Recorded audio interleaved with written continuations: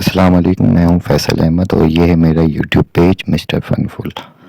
میرے چینل میں بیان، تلاوت قرآن اور انفارمیشن ویڈیو ہیں، لہٰذا آپ لوگوں سے گزارش ہے کہ چینل کو لائک، سبسکرائب اور ویڈیو کو شیئر ضرور کریں۔ شکریہ۔ ہر شخص کے حصے میں میرے نبی پاک نے عزت لکھی، ہر شخص کے حصے میں رسول پاک نے وقار، رشتوں کو حضور نے اتنا مضبوط کر دیا، اتنا مضبوط کر دیا کہ رشتے رشتے نہیں درد بن گئے۔ ماں کا نام آتا ہے تو آنکھوں میں آنسو آ جاتے ہیں نا، ماں کا نام آتا ہے تو دل تڑپتا ہے نا یار۔ یہ انقلاب ہے جو میلاد والے رسول نے برپا کیا، ورنہ حضرت طارق ابن عبداللہ کہتے ہیں میں حضور کے اعلان نبوت سے پہلے بھی مکے آیا تھا۔ آپ فرماتے میں نے ایک بوڑھی عورت کو، ایک نوجوان کو گلے میں رسی ڈال کے گھسیٹ کے لے جاتے دیکھا، تو میں نے اس سے کہا کہ یہ کیا کر رہے ہو، کون ہے یہ بی بی، کیا مسئلہ ہے؟ تو وہ کہنے لگا جی میری اماں ہے، بوڑھی ہو گئی ہے، کسی کام کی نہیں رہی تو بیچنے جا رہا ہوں، چلو کسی کے برتن جب مانجے گی تو میرے تو پاس کچھ نفع آئے گا نا بیچنے۔ یہ داستانیں نہیں، ابھی بھی جن لوگوں کی طبیعت سخت ہوتی ہے وہ قتل نہیں کر دیتے ماں باپ کو۔ واقعہ سنے نا آپ نے کہ ابا میرے نام زمین نہیں کر رہا تو مار دیا۔ جب کلیجے سخت ہوتے ہیں تو کام ہو جاتا ہے۔ ایک طرف وہ منظر تھا اور ایک طرف یہ منظر ہے کہ حضرت حلیمہ سعدیہ رضی اللہ تعالی عنہ، ان کا نام نہیں ہے حضرت حلیمہ کا مسلم شریف میں، وہ امام زرقانی نے لکھا ہے، ورنہ مسلم میں یہ روایت اپنے اصل انداز میں موجود ہے۔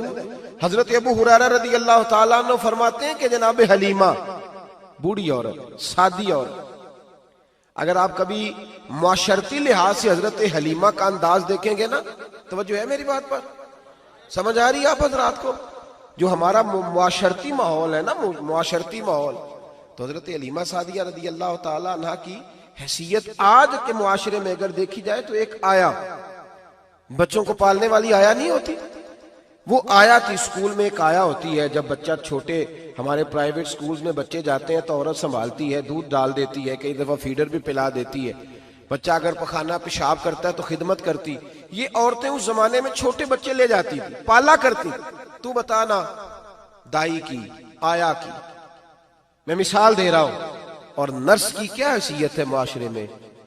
اور حضرت حلیمہ سعدیہ جب نبی پاک کو واپس لے کے آئی تھی تو چلو کچھ نہیں، لیکن نہ کچھ معاوضہ بھی انہیں حضرت عبد المطلب نے عطا کیا تھا، جناب آمنہ نے انہیں کچھ، ایک معنی یہ بھی ہو سکتا تھا کہ پیسے دے کے یہ کام کرایا، معنی ہو سکتا تھا۔ آج جو گھر میں اماں برتن دھوتی ہے اس کی کیا حیثیت ہوتی ہے؟ وہ تو بیچاری جن برتنوں کو دھو کے ہمیں دیتی ہے، بعد میں انہی برتنوں میں ہم انہیں کھانا کھانے کی اجازت نہیں دیتے۔ لیکن میرے رسول پاک نے رشتوں کو عزت دے دی، اس طرح کی عزت دی، اس طرح کی عزت دی کہ جناب حلیمہ مسجد نبی کا دروازہ گزری ہی تھی کہ حضرت ابو ہریرہ فرماتے ہیں نبی پاک منبر پر اٹھ کے کھڑے ہو گئے، رسول پاک کھڑے ہوئے، نبی پاک۔ میں کبھی کبھی یہ روایت دیکھتا ہوں تو میرا دل کرتا ہے میں اپنے آپ سے پوچھوں، میرا دل کرتا ہے میں اپنے یاروں دوستوں، خطباء سے، واعظین سے، پیروں سے، مشائخ سے پوچھوں کہ تو بھی بتا، جب تو شاگردوں کو پڑھا رہا ہوتا ہے اور تیرے ابا جی آتے ہیں تو کبھی اٹھ کے کھڑا ہوا ہے؟ اپنے جیسے لوگوں سے، اچھے علماء کی بات نہیں کرتا، کبھی سوال کروں۔ یہ بڑا مشکل کام ہوتا ہے، بڑا مشکل کہ عالم دین تقریر کر رہا، والد آ جائے، بندہ اٹھ کے کھڑا ہو۔ لیکن رسول پاک نے عزتیں دی، وقار دیا۔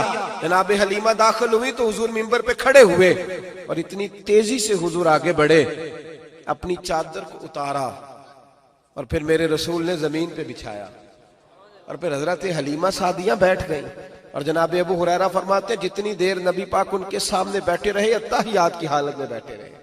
حضور نے رشتوں کو وہ وقار دیا، وہ حسن دیا کہ رشتے درد بن گئے ہیں۔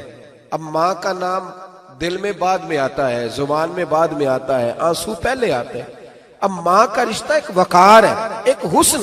الحاوی للفتاوی میں امام جلال الدین سیوطی رحمت اللہ لکھا ہے، فتح مکہ کے بعد نا کمال ہو گیا، وَرَأَيْتَ النَّاسَ يَدْخُلُونَ فِي دِينِ اللَّهِ أَفْوَاجًا، فوجوں کی فوجیں دین میں آ گئی۔ ایک زمانہ تنہائیوں کا ہوتا ہے، ایک عروج کا ہوتا ہے۔ عروج کے زمانے میں بڑے تعلق، بڑے رش، بڑی باتیں۔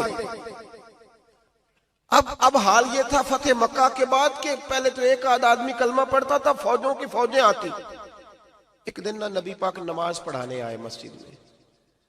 میرے نبی پاک صلی اللہ علیہ وسلم جب مسجد میں آئے تو مسجد کھچا کھچ بھری ہوئی, گلیاں بھی بھری, 10,000 کے قریب لوگ مدینے میں جمع ہیں حضور کے پیچھے نماز پڑھنے کے لیے. پڑھیے صلی اللہ علیہ وسلم. نبی پاک صلی اللہ علیہ وسلم تشریف لائے نا, جیسے ہی مسجد میں داخل ہوئے تو 10,000 کا مجمع اٹھ کے کھڑا ہو گیا.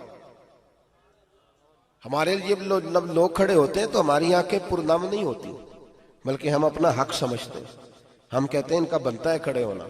حالانکہ بھائی دنیا سب کے لیے کھڑی نہیں ہوتی. جب کوئی کھڑا ہونا تو نظر جھک جانی چاہیے اور تیرے دل میں خیال آنا چاہیے کہ یا اللہ مجھ پہ رحم ہی رکھنا, اے اللہ میری پردہ پوشی کرنا, یا اللہ یہ تیری دی ہوئی عزت ہے, مہربانی کر خفیہ تدبیر سے محفوظ فرما.